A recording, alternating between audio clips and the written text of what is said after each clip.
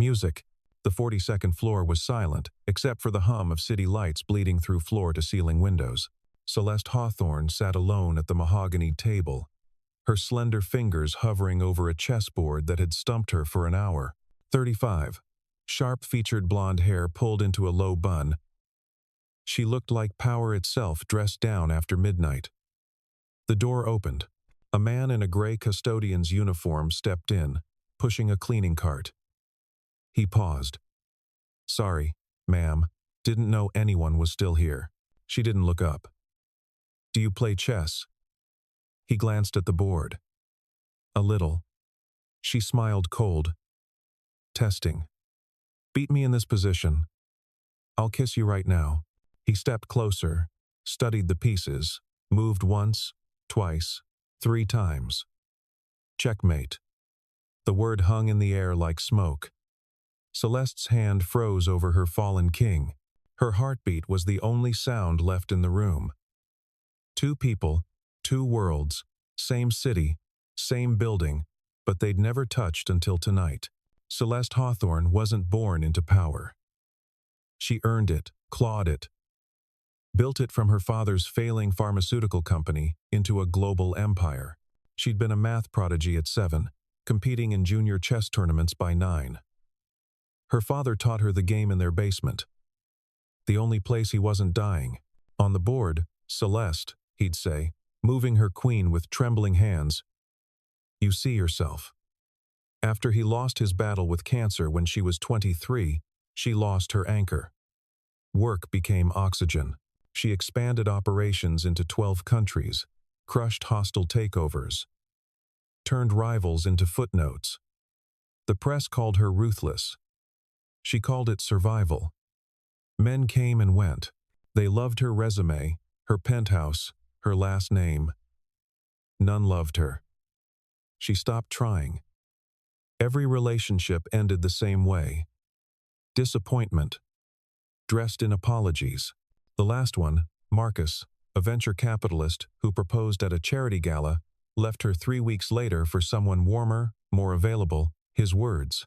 She'd laughed at the time, cried later, alone in her bathroom, mascara running. So she played chess alone late at night against puzzles that had no ego and no agenda. It was the one game she couldn't fully control, and that both terrified and thrilled her. Her board was custom-made, carved from Carpathian elm. The pieces weighted and cold. She kept it in her office, a relic from her father's study. Some nights she sat there until dawn, replaying old games, searching for the move she'd missed, the move that could have saved him, saved her, the move that would prove she was more than her armor. She told herself she didn't need anyone. The lie worked until tonight. Across the building, 6 floors down in the service corridor, Liam Carter was clocking in for the graveyard shift. 39 years old, tall, lean, with the kind of quiet face people forget until they need something. He wore the uniform without shame. It paid for health insurance. It kept Emma alive. Liam had been a chess prodigy too. At 17, he was the youngest player to crack 2,400 on the USCF rating scale, 2 steps from Grandmaster. Coaches called him the future. Sponsors lined up. The New York Times ran a profile. The boy who sees 10 moves ahead. He was supposed to be the one who made it. Then he met Sarah. Fell in love at a college tournament in Boston. She was preemed, laughing too loud in the crowd, wearing a hoodie 2 sizes too big. They married young. She got pregnant. He kept playing, winning state championships, climbing the rankings. When Emma was 2, Sarah started coughing. 6 months later, they had a diagnosis: stage 3 lung cancer, non-smoker, no family history, just bad, brutal luck. Liam quit the circuit, sold his trophies, worked 3 jobs, prep cook, night security, weekend driver, anything that kept him close and kept the bills paid.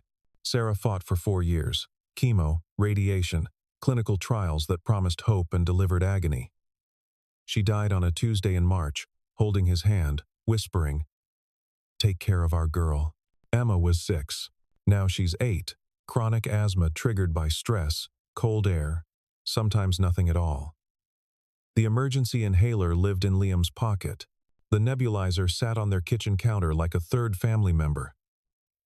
Every night he listened to her breathe, terrified the sound would stop. He worked custodial at Hawthorne Industries because it offered the best healthcare plan in the city. Full coverage, low copays, no caps. It wasn't about pride. It was about keeping his daughter alive. He still played chess, not in tournaments, not for rankings, but in his head on lunch breaks, teaching Emma the moves his wife never got to see her learn. He told Emma the same thing his father told him. Chess teaches you that every piece matters, even the ones people underestimate. Tonight, he was scheduled to clean the executive floors, 42 through 45. He didn't expect to find anyone, and he sure as hell didn't expect what happened next. Celeste stared at the board like it had betrayed her. 3 moves. She'd been destroyed in 3 moves by a man whose name she didn't know. The first move had been simple, a knight fork she'd overlooked. The second exposed her king. The third ended everything. Liam stepped back, calm, hands in his pockets. Short game, but memorable. Her eyes snapped up. Pride and curiosity fought for control of her expression. Her pulse hammered in her throat. She'd played Grand Masters, lost to them sure, but never like this. Never in 3 moves to a man in a custodian's uniform who smelled like floor polish and humility. "You think I won't keep my word?" She stood. Her heels clicked against the hardwood as she crossed the space between them.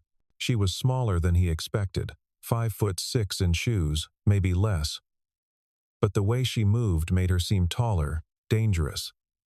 She placed one hand on his shoulder, leaned in, and kissed him. It wasn't long, maybe 2 seconds, but it was real, warm, soft, deliberate. Her lips tasted like coffee and something sweeter. Something he couldn't name. When she pulled back, her cheeks were flushed, her breathing uneven. "Now you can get back to work," she said, voice tight, controlled, like she was negotiating a merger instead of recovering from a kiss. He didn't move, just looked at her with something she couldn't name. Not pity, not judgment, something softer. "I think you just did something very brave." She blinked. No one had called her brave in years. Powerful, yes. Intimidating, often. Cold occasionally, but brave. He picked up his cart, the wheels squeaking slightly on the polished floor. Moved toward the door. Paused with his hand on the handle. "Good night, Miss Hawthorne." The door closed. She stood there, hand drifting to her lips, pulse hammering in her ears. She'd kissed strangers before, quick, meaningless, regrettable. This wasn't that. This felt like falling. She sat back down at the board, staring at the pieces he'd moved. His strategy had been elegant, aggressive, but not reckless. He'd seen 3 moves ahead while she was still calculating one. The kind of vision that took years to develop. The kind you didn't lose just because you changed uniforms. Her phone buzzed. A reminder. Board meeting 7 a.m. Quarterly review.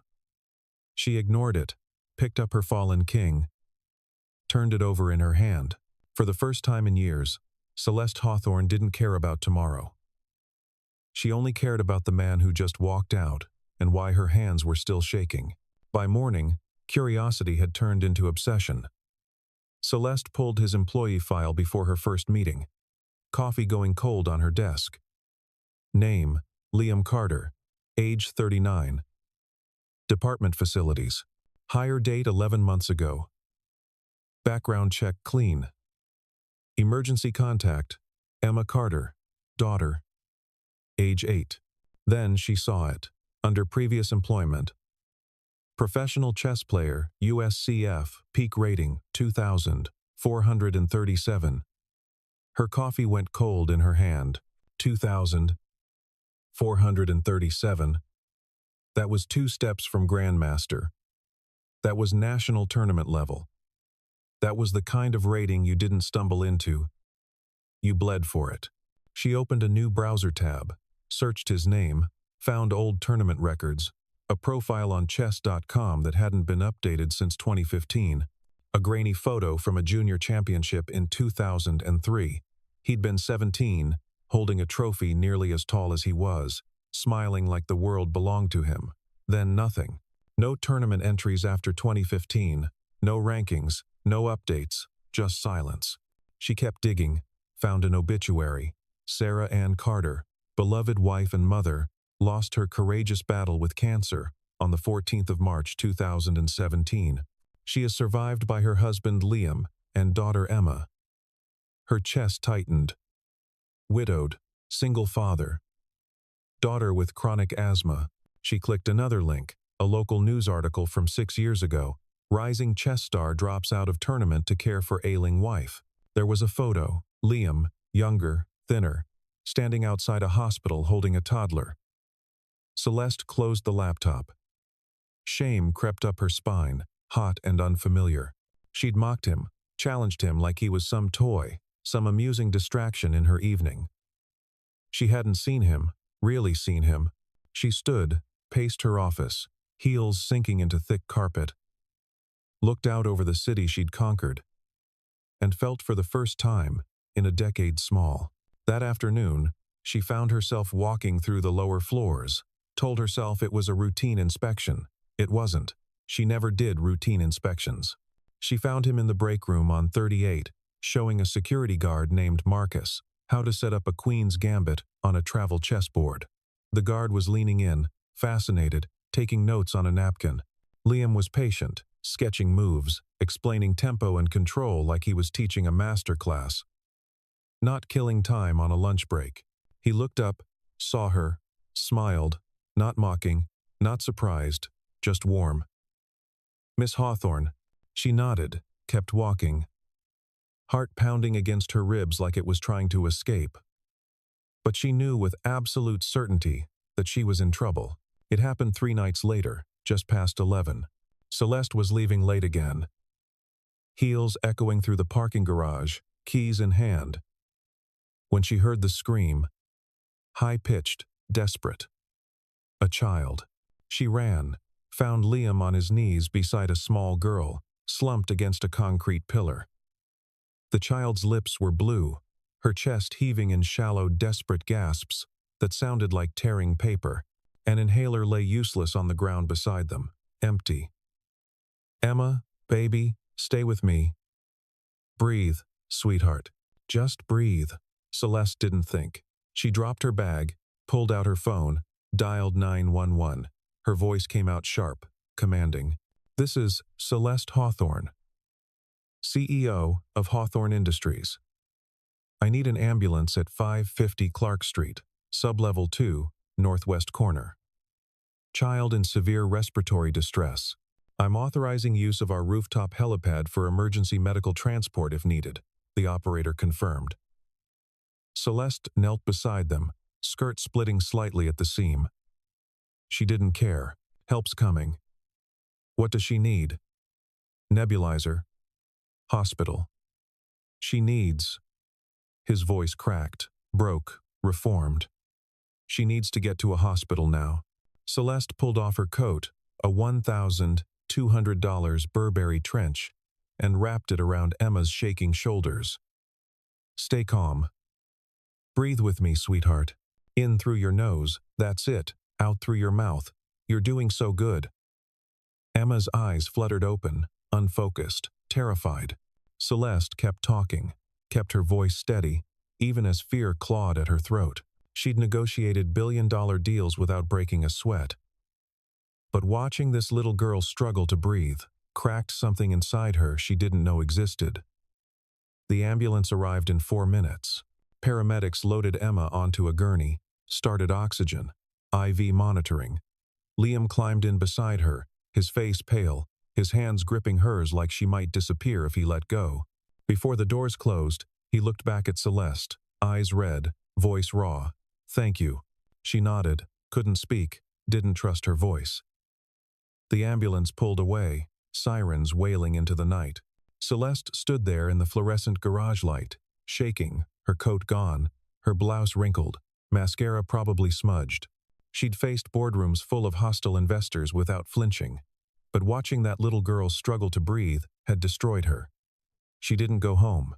She sat in her car for an hour, hands on the steering wheel, replaying the moment over and over. The way Liam had held his daughter, the raw terror in his eyes, the strength it took to stay calm when your whole world was suffocating in your arms. For the first time in a decade, Celeste Hawthorne cried. Really cried. Not the polite tears at her father's funeral, not the angry tears after Marcus left. These were the kind of tears that came from somewhere deeper, somewhere she'd locked away. She showed up at the hospital the next morning with coffee, 2 large black coffees and 1 hot chocolate, and a stuffed rabbit she'd grabbed from the gift shop without thinking. Emma was awake, propped up on pillows, oxygen tube taped under her nose. Her color was better, pink returning to her cheeks. When she saw Celeste walk in, her eyes went wide. "Are you the fairy godmother?" Celeste laughed, a real laugh, not the polite corporate kind she used in meetings. "No, sweetheart, just a friend." Liam was sitting beside the bed looking like he hadn't slept in days, probably hadn't. He stood when she entered, a reflex. "You didn't have to come, I wanted to." She handed him the coffee. He took it, hands shaking slightly. "Thank you for last night. For everything." "How is she?"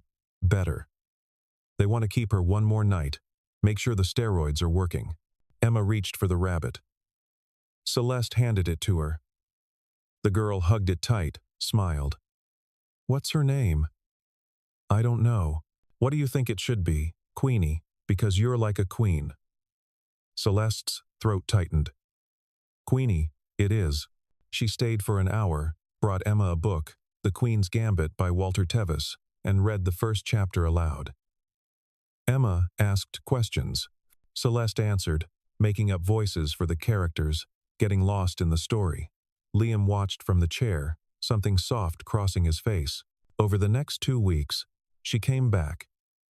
Every other day at first, then every day. Brought puzzles, coloring books. A small magnetic chessboard that stuck to the hospital tray. Emma lit up every time she walked in, called her Miss Celeste in a voice that made Celeste's heart ache in ways she didn't understand. Liam opened up.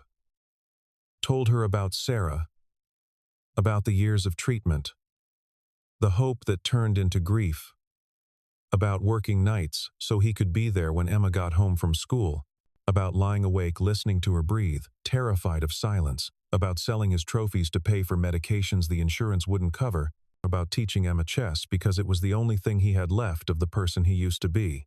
Celeste listened, didn't offer platitudes or empty comfort, just sat with him in the weight of it, shared her own stories, her father's death, the loneliness of success, the men who loved her empire but not her. The nights she played chess alone trying to find the version of herself her father believed in. One evening after Emma had fallen asleep clutching Queenie, Liam walked Celeste to the elevator. "Why are you doing this?" he asked quietly. She hesitated, looked at the elevator doors, at her reflection, tired, makeup faded, hair messy. She looked human. "Because I don't know how to stop." He studied her face. "You're not what I expected, neither are you." The elevator arrived. She stepped in. He held the door. "Celeste." It was the first time he'd used her name, not Miss Hawthorne, just Celeste. "Yeah. Thank you for seeing us." The doors closed. She leaned against the wall, heart pounding, and realized she was in love with a man she barely knew, and his daughter, who called her a fairy godmother. It started as a joke, or maybe it started as cruelty. On the internet, it was hard to tell the difference. Someone in accounting, a guy named Derek who spent more time on his phone than working, had filmed the moment on the 42nd floor.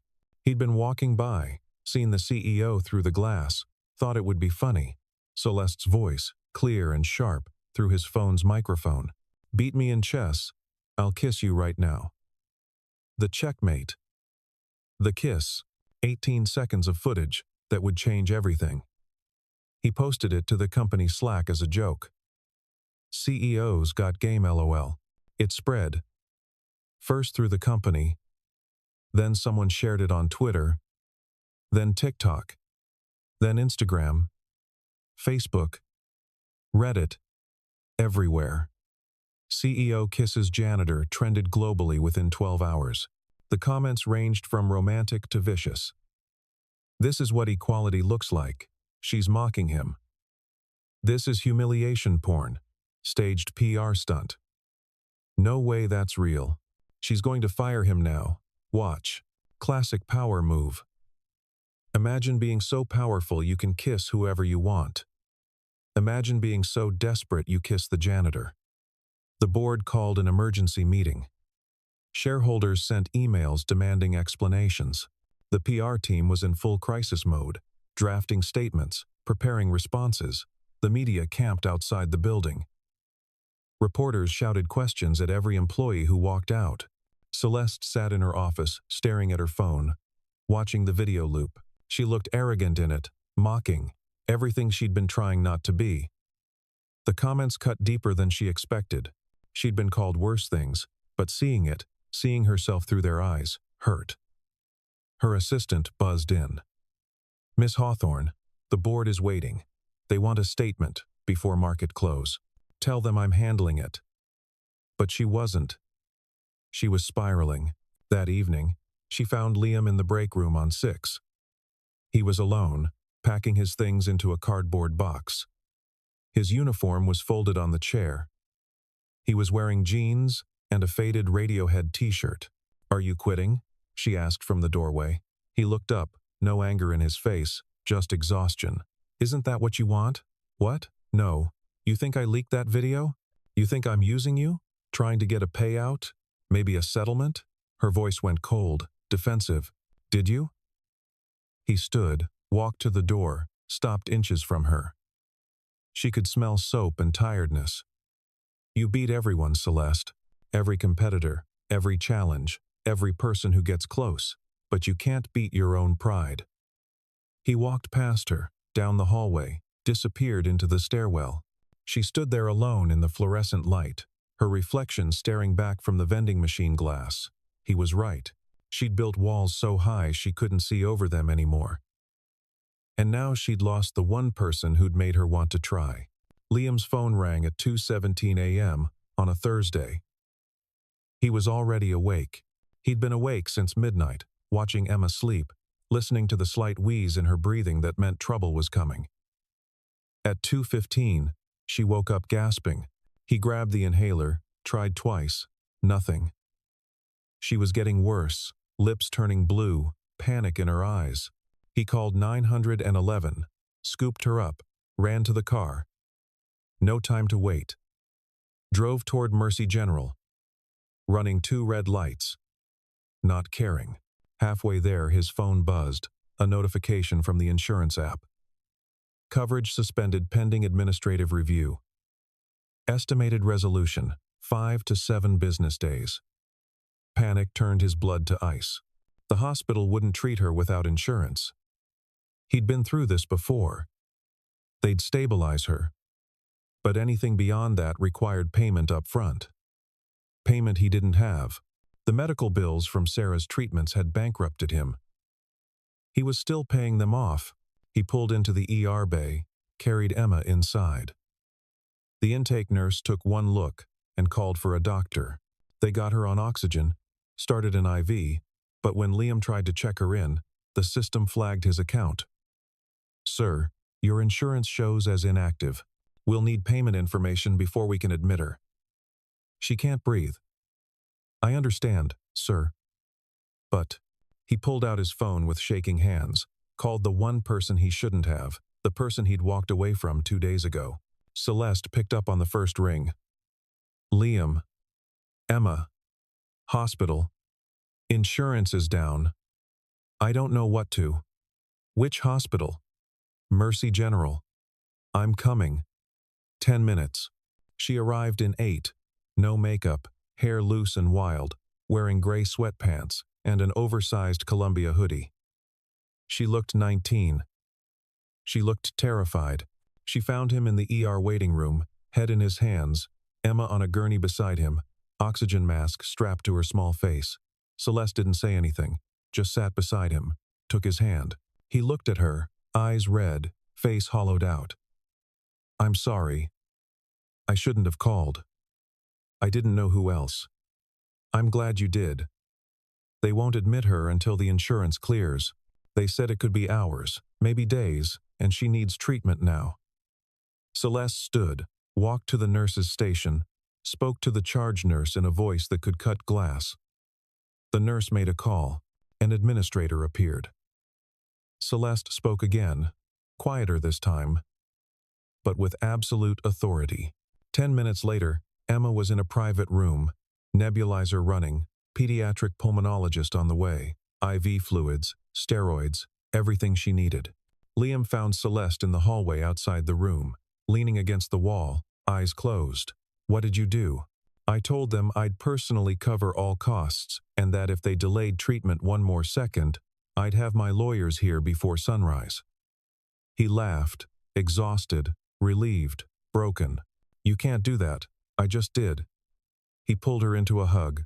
She froze, then melted, wrapped her arms around him, and held on like he was the only solid thing in the world. "I'm sorry," she whispered into his shoulder. "For everything. For not seeing you. For being afraid. For accusing you. For every stupid, prideful thing I said." "Afraid of what?" "Of needing someone. Of being weak. Of caring more than I should." He pulled back, looked at her. Really looked. Saw past the CEO, past the walls, past the armor. Saw the girl who learned chess from her dying father. The woman who played alone every night. The person terrified of losing. "I need you too," he said. Dawn broke. Emma stabilized. They sat side by side in plastic chairs, drinking terrible hospital coffee from styrofoam cups, shoulders touching. Celeste realized something. She wasn't afraid anymore. When Emma came home 4 days later, she set up a chessboard on the kitchen table of Liam's small apartment. Celeste was there. She'd been there every day, bringing food, reading to Emma, helping with medications. It felt absurdly domestic. It felt perfect. Emma moved a pawn. "Miss Celeste, do you always win when you play chess?" Celeste sat down across from her. "I used to think I had to. But you don't like it? Winning? I mean, what makes you say that?" Emma shrugged, moving her knight. "Because when Daddy plays, he smiles, even when he loses. You don't smile when you win. You look sad." Celeste looked at Liam. He was at the stove making grilled cheese sandwiches, pretending not to listen, but she saw the way his shoulders had tensed. Emma moved another piece. "I don't like winning either. I like the part before someone wins, when it's still a story, when anything can happen." Celeste's throat tightened. She reached across the table, moved her knight deliberately, leaving her queen exposed. "You're right. That is the best part." They played until the sandwiches burned slightly at the edges. Liam didn't care. He sat down, joined them, and the three of them laughed over a game no one was trying to win. Later, after Emma fell asleep on the couch, Celeste and Liam sat on the fire escape, city lights spreading below them like fallen stars. "She's smarter than both of us," Celeste said. "She gets it from her mom. Sarah saw through everyone's bullshit. Made me a better person just by existing." Celeste looked at him.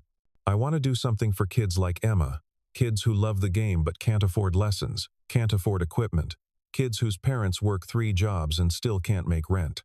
What are you thinking?" "A foundation, free chess programs in underserved communities, after-school clubs, scholarships for tournament fees, equipment grants, maybe even a residential summer program." Liam smiled. "You'd be good at that. We'd be good at that." He took her hand, laced his fingers through hers. "Yeah, we would." The press conference was short. Celeste insisted on that. She stood at the podium in the Hawthorne Industries headquarters. No notes, no script, no PR team whispering in her ear, just her. The room was packed. Journalists, board members, employees, cameras from every major network. "I made a mistake," she began, voice steady. I disrespected someone I care about. I let pride and fear control me. I built walls instead of bridges. I treated people like chess pieces instead of human beings. Silence.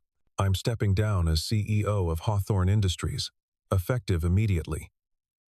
Richard Chen will assume the role. He's brilliant, capable, and he actually likes quarterly reports. Scattered laughter, confused murmuring. I'm launching the Queen's Move Foundation. We'll provide free chess education to kids across the country, tournaments, coaching, equipment, scholarships, everything they need to play, because every child deserves to learn that they matter, that they're powerful, that they can think 3 moves ahead and change their lives. She paused, found Liam in the back of the room. Emma beside him. Both watching. I've spent my life winning, crushing competitors, building empires. I thought that made me strong. I was wrong. Strength is asking for help. Strength is admitting you're scared. Strength is loving someone even when it terrifies you. She smiled. I'm ready to start playing for real now. The room erupted, questions shouted, cameras flashing. But Celeste walked off the stage, straight to Liam and Emma. Emma hugged her. You were really brave, Miss Celeste. Learned it from you, kid. Emma hugged her. Emma, to Hub. 6 months later, the Queen's Move Foundation opened its first center in Brooklyn, an old community center renovated into a chess haven. 50 kids showed up the first day, 100 by the end of the month, 300 by summer. Liam ran the coaching programs, taught kids openings and games, tactics, but mostly taught them to believe in themselves. Celeste handled operations, fundraising, expansion. They opened centers in Chicago, Detroit, Los Angeles, hired former professional players who'd fallen on hard times, gave them purpose again. Emma helped with the younger kids, teaching them how to set up the board, how to be patient, how to think before moving. She wore a junior coach t-shirt Celeste had made for her. She'd never been happier. Celeste didn't miss the corner office, didn't miss the power lunches, the hostile boardrooms, the quarterly earnings calls. She missed nothing because she had everything. 1 year later, they sat in the small backyard of the house they'd bought together. A 2-story colonial in a quiet neighborhood, with a porch and a garden and a tire swing. Late afternoon sun, warm and golden, summer fading into autumn, a chessboard between them on the picnic table. Emma on the porch steps with a book, legs swinging, Queenie the rabbit beside her. Celeste moved her bishop. If I take this position, you'll lose your queen in 2 moves. Liam grinned, moved his knight anyway. I know, but this time, I want to lose. Why would you want to lose? Because losing to you means I get to keep playing. And I never want this game to end. Emma looked up from her book. Maybe you both win. They laughed. Celeste reached across the board, knocked over both kings, took his hand. I'm not playing to win anymore. I just want to stay in the game with you, with her, with this life we're building. He leaned in, kissed her, soft, slow, like they had all the time in the world. Like they'd already won everything that mattered. Emma clapped. Checkmate. Celeste pulled back, smiling. That's not how it works, sweetheart. Emma shrugged, grinning. I think it is.